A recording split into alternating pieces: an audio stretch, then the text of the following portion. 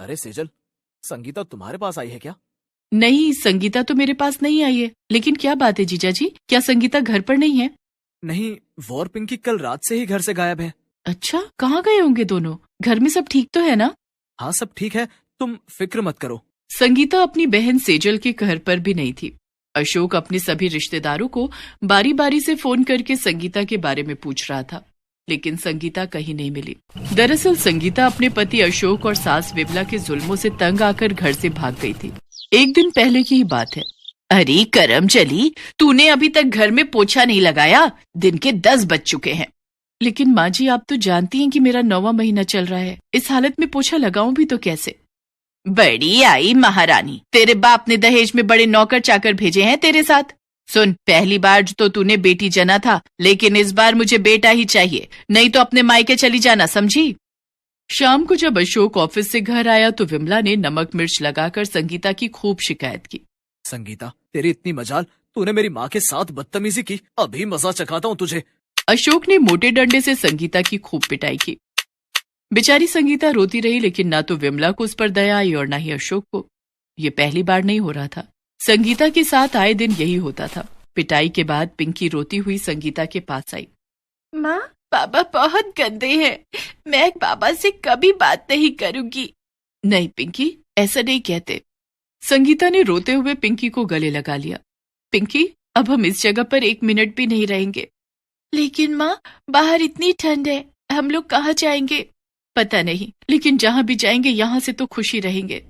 संगीता और पिंकी के साथ घर में नौकरों जैसा बर्ताव किया जाता था।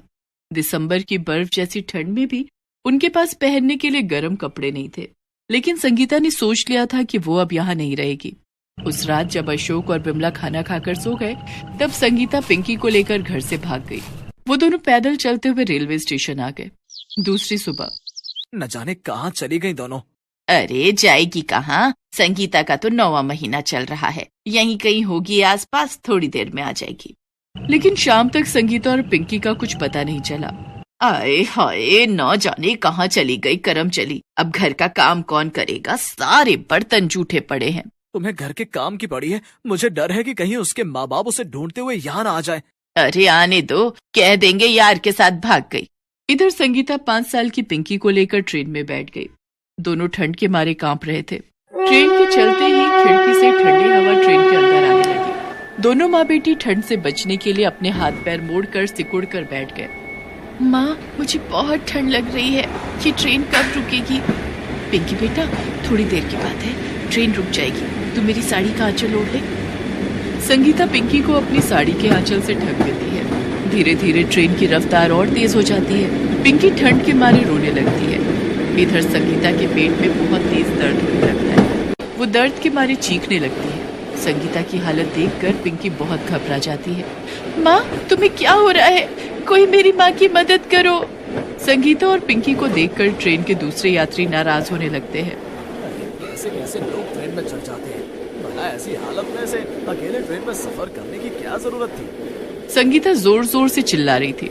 थोड़ी देर के बाद ट्रेन एक स्टेशन पर रुक गई और ट्रेन में सवार यात्रियों ने संगीता और पिंकी को उस स्टेशन पर उतार दिया। रात बहुत हो चुकी थी और रेलवे स्टेशन पर सिवाय ठंडी हवाओं के और कोई नहीं था। संगीता जमीन पर ही लेट गई और वहीं उसने एक प्यारे से बेटे को जन्म दिया। माँ, ये मेरा भाई है। हाँ पिंकी बेटा, ये तुम्हारा भाई है। माँ, हम इसका नाम पिंकू रखेंगे। ठीक है पिंकी बेटा, लेकिन तुम्हारे भाई को ठंड लग रही होगी। पिंकी कहीं से एक फटा हुआ कंबल लेकर आती है और पिंकू को उस कंबल से ढक देती है। अब संगीता और पिंकी उसी स्टेशन पर रहने लगी। दिसंबर की सर्दी में खुले आसमान के नीचे रातें बिताना संगीता और पिंकी के लिए बहुत मुश्किल था, लेकिन पिंकू की नन्ही सी मुस्कुराहट देखकर दोनों माँ बेटी अपनी तकलीफें भूल जाती। पिंकी अपने भाई पिंकू का ख्याल रखती और संगीता उस स्टेशन से गुजरने वाली ट्रेन पर चढ़कर भीख मांगा करती। संगीता के पास गाना गाने का हुनर था। वो अपनी मीठी आवाज में गाना गाकर लोगों से भीख मांगती। तुम ही हो माता, तुम ही पिता हो, तुम ही हो बंधु सखा, तुम ही हो। उसकी मधुर आवाज सुनकर कोई उसे पैसे देता तो कोई कुछ गर्म कपड़े। एक दिन संगीता ट्रेन में गाना गाकर भीख मांग रही थी, तभी वहां पिंकी आ गई। अरे पिंकी, तू यहाँ क्यों आ गई? पिंकू को अकेला क्यों छोड़ दिया? माँ, पिंकू की सांसें बहुत तेज चल रही है, लगता है उसकी तबीयत खराब हो गई है, तुम जल्दी चलो। संगीता दौड़कर पिंकू के पास जाती है। पिंकू की हालत बहुत खराब थी। उसकी हालत देखकर संगीता बहुत घबरा जाती है। माँ, इसे डॉक्टर के पास ले चलो। संगीता पिंकू को लेकर डॉक्टर के पास जाती है। ठंड के कारण इसे निमोनिया हो गया है, इसे अभी एडमिट करना पड़ेगा। अगर सही समय पर इसका इलाज नहीं किया गया तो इसकी जान भी जा सकती है। डॉक्टर साहब, आप मेरे बच्चे को बचा लीजिए, मैं पैसों का इंतजाम करती हूँ। डॉक्टर पिंकू को अस्पताल में एडमिट कर लेता है और उसका इलाज शुरू कर देता है। उधर संगीता और पिंकी दोनों ट्रेन में गाना गाकर भीख मांगने लगे। दोनों के पास भले ही खुद पहनने के लिए गर्म कपड़े नहीं थे और ना ही पैरों में चप्पल, लेकिन पिंकू की जान बचाने के लिए दोनों ने अपनी जान की परवाह नहीं की। माँ, हमारे पास कुछ पैसे इकट्ठे हो गए हैं, चलो डॉक्टर अंकल को दे देते हैं, इन पैसों से हमारे पिंकू की जान बच जाएगी। हाँ पिंकी, जल्दी चल, हमें देर नहीं करनी चाहिए। संगीता और पिंकी अस्पताल जाकर डॉक्टर को पैसे देते हैं। आपका बेटा अब खतरे से बाहर है, मैंने कुछ दवाइयाँ लिखी हैं, उसे समय समय पर खिलाते रहना और हाँ, उसे ठंड से बचाकर रखना। पिंकू को अस्पताल से छुट्टी मिल जाती है। संगीता और पिंकी पिंकू को लेकर रेलवे स्टेशन आ जाती है। माँ, हम पिंकू को ठंड से कैसे बचाएंगे? हमारे पास तो रहने के लिए घर भी नहीं है और ना ही पिंकू को पहनाने के लिए स्वेटर। रेलवे स्टेशन पर तो कितनी ठंड लगती है, हमारे पिंकू को फिर कुछ हो गया तो हम क्या करेंगे? नहीं पिंकी, हमारी पिंकू को कुछ नहीं होगा, मैं कुछ इंतजाम करती हूँ। संगीता और पिंकी रेलवे स्टेशन के एक कोने में बैठकर बात कर रहे थे कि तभी एक ट्रेन स्टेशन से खुलने वाली थी कि अचानक वो ट्रेन रुक गई और वहाँ पर लोगों की भीड़ लग गई। माँ देखो, वहाँ कितनी भीड़ लगी है, ना जाने क्या हुआ होगा। माँ, तुम पिंकू के पास यहीं बैठो, मैं देख कर आती हूँ। पिंकी ने वहाँ जाकर देखा तो एक आदमी घायल हालत में बेहोश पड़ा था और उसके आसपास खड़े लोग आपस में बातें कर रहे थे। अरे भाई, इसे तो जल्दी अस्पताल लेकर जाना पड़ेगा, इसका तो एक पैर ही कट गया है। अरे वो तो अच्छा हुआ कि मैंने ट्रेन की चेन खींच दी, नहीं तो आज इसकी जान ही चली जाती। पिंकी ने जब गौर से उसका चेहरा देखा तो वो उसे पहचान गई और दौड़कर संगीता के पास आई। माँ, जल्दी चलो, वहाँ पर पापा का एक्सीडेंट हो गया है और वो बेहोश पड़े हुए हैं। संगीता दौड़ी दौड़ी वहाँ जाती है। संगीता ने देखा कि अशोक खून से लथपथ जमीन पर पड़ा हुआ था, लेकिन कोई भी उसकी मदद के लिए आगे नहीं आ रहा था। पिंकी बेटा, पापा को जल्दी से अस्पताल लेकर जाना होगा, मैं पापा को अस्पताल लेकर जाती हूँ, तो यहाँ पिंकू का ध्यान रखना। ठीक है माँ। संगीता कुछ लोगों की मदद से एक ऑटो रिक्शा पर अशोक को बिठाकर अस्पताल ले गई। इधर पिंकी ने पिंकू को गोद में लेकर ट्रेन में भीख मांगना शुरू कर दिया। पापा के इलाज के लिए माँ को पैसों की जरूरत पड़ेगी, भीख में मिले पैसे पापा के इलाज में काम आएंगे। छोटी सी पिंकी की गोद में नन्हा बच्चा देखकर लोगों ने पिंकी को ज्यादा पैसे दिए। इधर अस्पताल में डॉक्टर ने अशोक का इलाज शुरू कर दिया। इनका एक पैर कट गया है, ये अब जिंदगी भर अपाहिज रहेंगे। संगीता रोते हुए डॉक्टर से बोली, डॉक्टर साहब, क्या इनका पैर किसी तरह ठीक नहीं हो सकता? इन्हें आर्टिफिशियल पैर लगाया जा सकता है जिसके सहारे ये चल पाएंगे, लेकिन उसमें बहुत पैसे खर्च हो जाएंगे। डॉक्टर साहब, आप आर्टिफिशियल पैर लगा दीजिए, लेकिन मेरे पति के पैरों को ठीक कर दीजिए, मैं पैसों का इंतजाम करती हूँ। डॉक्टर संगीता को देखकर समझ गया था कि इसकी आर्थिक स्थिति बहुत खराब है। डॉक्टर को संगीता पर दया आ गई और उसने संगीता से कहा, बहन, तुम्हें पैसों के लिए परेशान होने की कोई जरूरत नहीं है, मैं तुम्हारे पति के इलाज के लिए तुमसे कोई पैसा नहीं लूंगा। आपका बहुत बहुत धन्यवाद डॉक्टर साहब। डॉक्टर ने अशोक का इलाज करके उसे आर्टिफिशियल पैर लगा दिया। थोड़ी देर के बाद अशोक को होश आ गया। जब उसने अपनी आंखें खोली तो सामने संगीता खड़ी थी। संगीता, तुम? संगीता ने अशोक को सारी बातें बताई कि कैसे उसका ट्रेन से एक्सीडेंट हो गया और उसका एक पैर कट चुका है। ये सुनकर अशोक जोर जोर से रोने लगा। संगीता, मुझे माफ कर दो, भगवान ने मुझे मेरे बुरे कर्मों की सजा दे दी है। ऐसा मत बोलिए पिंकी के पापा। पिंकी कहाँ है? और तुम तो गर्भवती थी ना, कहाँ है मेरा बच्चा? संगीता और अशोक बातें कर रहे थे, तभी गोद में पिंकू को लेकर पिंकी वहां आ जाती है। पिंकू और पिंकी को एक साथ देखकर अशोक बहुत खुश हो जाता है। संगीता, हम सब घर चलेंगे और एक साथ रहेंगे, अब मैं तुम्हारे ऊपर कोई जुल्म नहीं करूंगा। कुछ दिनों तक अशोक अस्पताल में रहकर आर्टिफिशियल पैर के सहारे चलने की कोशिश करता रहा और उसके बाद चारों घर आ गए। संगीता की सास विमला में भी काफी बदलाव आ चुका था। वो अपने पोते पोती के लिए नए नए स्वेटर बनाकर उन्हें पहनाने लगी। दिसंबर की बर्फीली रात थी। सरजू अपना ढाबा बंद कर रहा था। यूं तो सरजू का ढाबा पूरी रात खुला रहता, लेकिन उस दिन ठंड बहुत ज्यादा थी। सरजू के पास पहनने के लिए कोई गर्म कपड़े भी नहीं थे, इसलिए उसे बहुत ठंड लग रही थी। सरजू शहर के हाईवे पर अपना छोटा सा ढाबा चलाता था। ठंड के मौसम में रात में वहां से कुछ ही गाड़ियां गुजरती, लेकिन सरजू के ढाबे पर बन रही गरम गरम चाय को देखकर सभी गाड़ी और ट्रक वाले सरजू की दुकान पर चाय पीने के लिए जरूर रुकते थे, जिससे सरजू की थोड़ी बहुत कमाई हो जाती थी और जैसे तैसे गुजारा हो रहा था। उस रात जब सरजू अपना ढाबा बंद कर रहा था, तभी वहां एक गाड़ी आकर रुकी। गाड़ी में जोर जोर से गाने बज रहे थे और कुछ लड़के गाड़ी में बैठकर शराब पी रहे थे। उसमें से एक लड़के ने सरजू को आवाज लगाई, अबे छोटे, सुन इधर आ। अभी आया मालिक। जी मालिक। देख, हमें जोरों की भूख लगी है, तेरे ढाबे पर खाने के लिए जो भी है जल्दी से ले आ। सरजू उस वक्त ढाबे पर अकेला था। उसने देखा तो ढाबे पर आलू पराठे के अलावा कुछ भी नहीं था। प्लेटों में आलू पराठे लेकर उन लड़कों के पास आया। जब उन लड़कों ने आलू पराठा खाना शुरू किया तो पराठे थोड़े ठंडे थे और उन्होंने सरजू को फिर आवाज लगाई, अबे इतनी ठंड में तू हमें ठंडे पराठे खिला रहा है? मालिक, ये पराठे मैंने अभी अभी बनाए हैं। ठंड बहुत ज्यादा पड़ रही है ना, तो मालिक इसलिए पराठे जल्दी ठंडे हो जाते हैं। अबे हमें बेवकूफ बना रहा है? ये पराठे तूने बहुत पहले ही बनाकर रख लिए होंगे, तभी इतने ठंडे हो गए। इतना कहकर उस लड़के ने आलू पराठा सरजू के मुंह पर फेंक दिया। ये आप क्या कह रहे हैं मालिक? आप लोग शराब के नशे में हैं, इसलिए मेरे साथ बदतमीजी कर रहे हैं। क्या कहा? हमें बदतमीज बोल रहा है? अबे तेरी इतनी हिम्मत, ठंडा पराठा खिलाकर हमें अकड़ दिखा रहा है? हमसे जबान लड़ाएगा? भाइयों, बहुत ठंड हो गई है ना, इसलिए इसके पराठे ठंडे हो गए हैं। आओ हम मिलकर इसके पराठे को गर्म कर दें। और इतना कहकर उन सभी लड़कों ने सरजू की खूब पिटाई की और सरजू के ढाबे पर शराब छिड़क कर ढाबे में आग लगा दी। उसमें से एक लड़के ने सरजू से कहा, ले, हमने आग जला दी है, अब कर ले अपना पराठा गरम। और सभी लड़के जोर जोर से हंसने लगे। अपने ढाबे को अपनी आंखों के सामने जलता देखकर सरजू उन लड़कों के आगे हाथ जोड़कर गिड़गिड़ाने लगा, ये क्या कर रहे हैं मालिक? ऐसा मत कीजिए, मैं गरीब आदमी हूँ, इस ढाबे के सहारे किसी तरह से अपने परिवार का पेट पाल रहा था। लेकिन सरजू के गिड़गिड़ाने का उन लड़कों पर कोई असर नहीं हुआ और सरजू का ढाबा धू धू करके जल रहा था। देख, अब तेरे सारे पराठे गर्म हो गए होंगे, तुझे बहुत ठंड लग रही होगी ना? जाके आग ताप ले, जा। बेचारा सरजू रोता बिलखता अपने ढाबे को जलता हुआ देख रहा था। कुछ ही देर में ढाबा पूरी तरह से जल चुका था। सरजू रोता हुआ अपनी टूटी फूटी झोपड़ी में आ गया। वहाँ उसके 2 बच्चे बंटी और रिंकी फटी हुई चादर में सो रहे थे। सरजू को देखकर उसकी पत्नी निर्मला ने कहा, क्या बात है रिंकी के बाबा, आज आप जल्दी आ गए? आज रात ढाबे पर कोई ग्राहक नहीं आए क्या? निर्मला की बात सुनकर सरजू फूट फूट कर रोने लगा और रोते हुए बोला, अब हमारे ढाबे पर कोई ग्राहक नहीं आएगा। आप ऐसा क्यों कह रहे हैं? हमारे ढाबे पर ग्राहक क्यों नहीं आएगा भला? हमारा ढाबा तो रात भर खुला रहता है और वहाँ मुसाफिरों को गरम गरम चाय मिल जाती है। सरजू ने रोते हुए निर्मला को सारी बात बताई।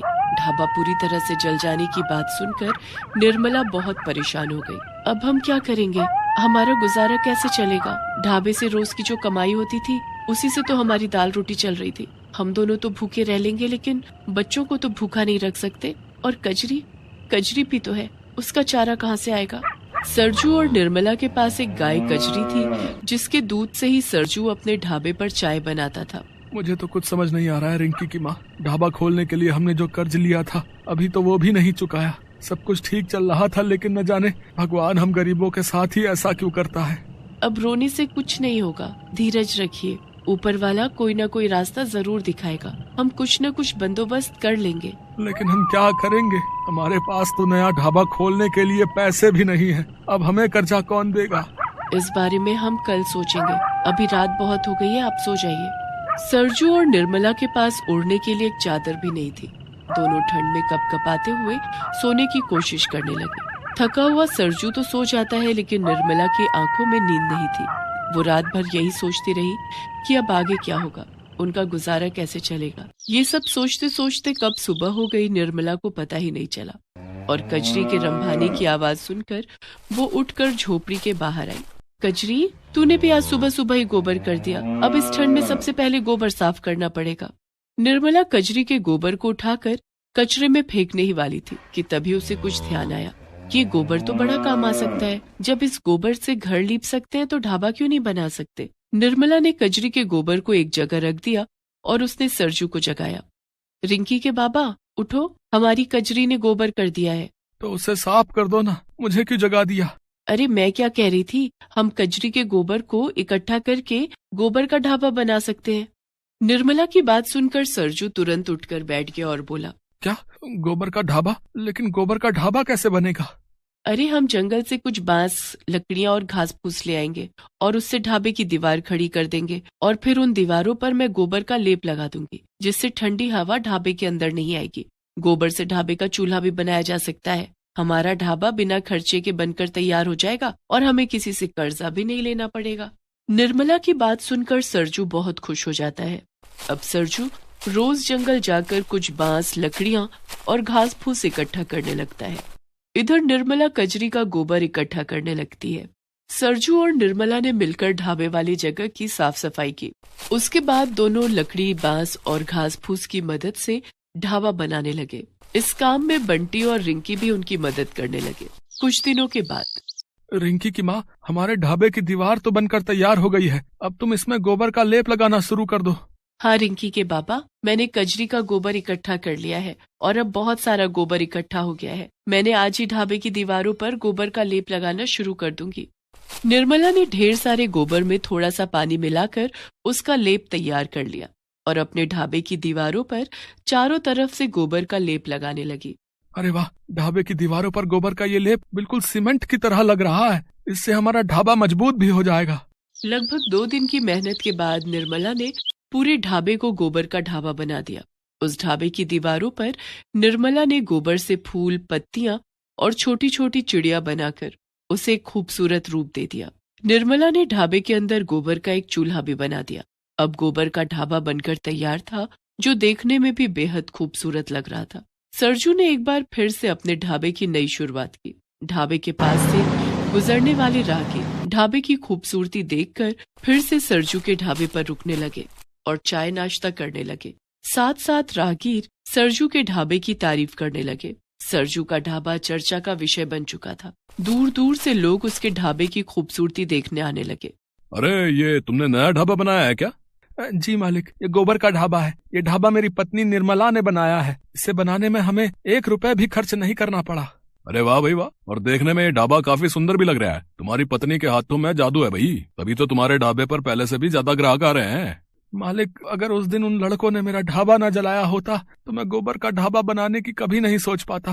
फिर सरजू ने उस राहगीर को उस दिन की सारी घटना बताई। ओह, बहुत बुरा हुआ भाई तुम्हारे साथ, लेकिन कहते हैं ना कि हर बुराई में कुछ अच्छाई छिपी होती है। तुम्हारे गोबर के खूबसूरत ढाबे को देखने के लिए यहाँ से गुजरने वाला जो है ना, हर राहगीर ढाबे पर रुकता है और तुम्हारे ढाबे पर चाय नाश्ता करके जाता है। क्या तुम मेरे लिए भी ऐसा ही एक ढाबा बना दोगे? मैं तुम्हें इस काम के लिए अच्छे पैसे दूंगा। ये ढाबा जो है थोड़ा सा अलग हटकर है, शहर के महंगे रेस्टोरेंट को भी मात दे रहा है ये। अगर मैं शहर के बीचों बीच ऐसा ही एक ढाबा खोल लूं तो काफी ग्राहक आएंगे।